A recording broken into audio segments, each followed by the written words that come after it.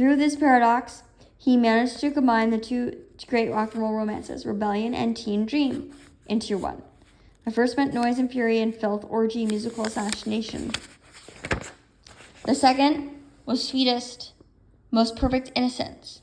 No way for the two to intertwine, or so it seemed, until Spector jumped in out of nowhere and achieved it all at one stroke.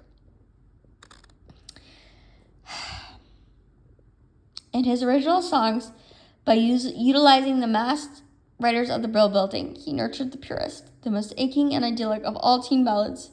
Into this sound, meanwhile, he poured out his rage and vengeance, 3 pianos, half a dozen drummers, rattlers, and assorted thumpers, whose battalions of brass and strings, all crashing and smashing away in deafening, murderous release, so his songs might be pure romance, but his sound was pure slaughter. Together, they meshed as absolute energy.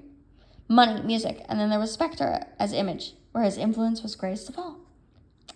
Right from the beginning, he came out as a guerrilla, dedicated to wholesale riot. When the rest of rock was still stuffed full of crew cuts and natty Italian suits, charm school smiles, dimples, he was outrageous beyond belief.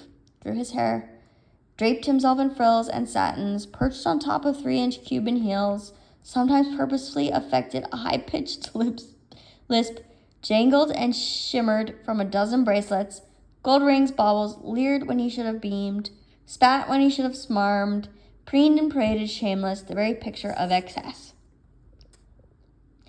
Then there were his bodyguards, his limousines, his mansions, his tantrums, and his unmitigated gall. For the fact that he had reinvented himself, started again from scratch, did not mean that he wiped out his old neuroses and terrors. It was just that now he turned them to his own use as engines rather than blockages. He made enough money to do so.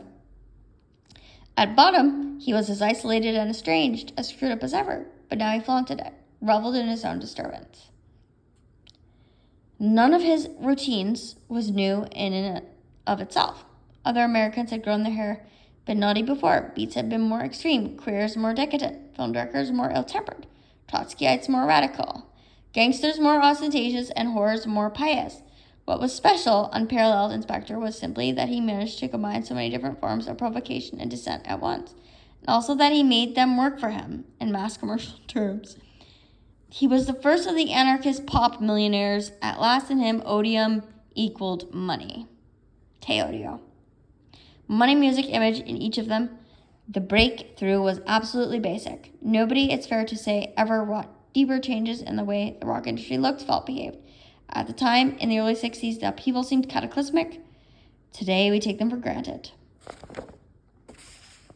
Yet, if only one pauses to consider, the achievement becomes more impressive than ever. To come out of a vacuum and force such changes at such speed with such totality, even now, it's hard to conceive the force and self-belief it must have taken Phil Spector, no doubt,